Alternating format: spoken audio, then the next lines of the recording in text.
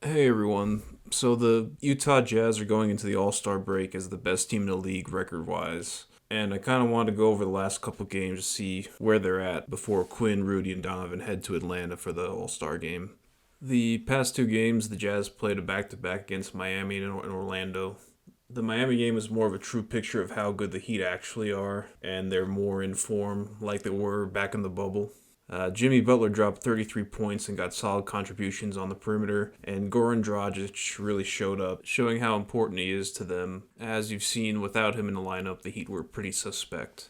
Donovan did really play well for the most of the game, finishing with 30 points, but he failed to execute really well down the stretch. Bogey finished with 17, but really became somewhat of a defensive liability on the floor. And if you combine that with his recent cold shooting streak, he really isn't contributing and providing much value on either side of the court. The Jazz did, however, beat up on an Orlando Magic team that's just riddled with injury problems. Donovan really took over in the second half and got the Jazz a redemption win on the second leg of a back-to-back. But tonight the Jazz are versing the New Orleans Pelicans, a team the Jazz already defeated twice this season. And honestly, this should be a victory for the Jazz, but the Pelicans really do have a weird team this season, considering the amount of talent they have on the roster. It's just weird how the pieces fit together, and that doesn't really translate to a whole lot of wins and what they're doing down there. They're currently 3-7 in their last 10 games, and are currently 2 games out of the final play-in spot in the West. The last test for the Jazz before the All-Star break is a trip to Philly where they're versing the Sixers once again.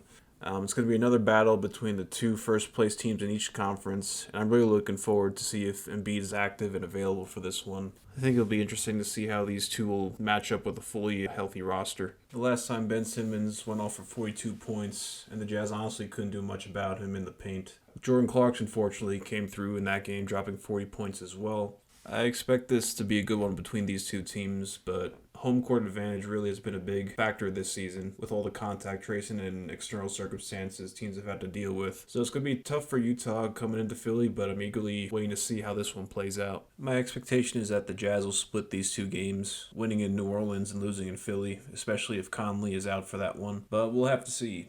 Either way, what a half of a season of basketball for this team. The Jazz do have the easiest schedule moving forward as far as win percentage goes, so if they don't get the number one seed this year, it would be a bit of a disappointment. If you made it this far, please consider liking the video and subbing to this channel if you want similar updates and content like this. And I'm also linking my last video in the description with my thoughts on the Jazz potentially acquiring PJ Tucker from the Rockets if you're interested. And I appreciate it, and I'll talk to you guys in the next one.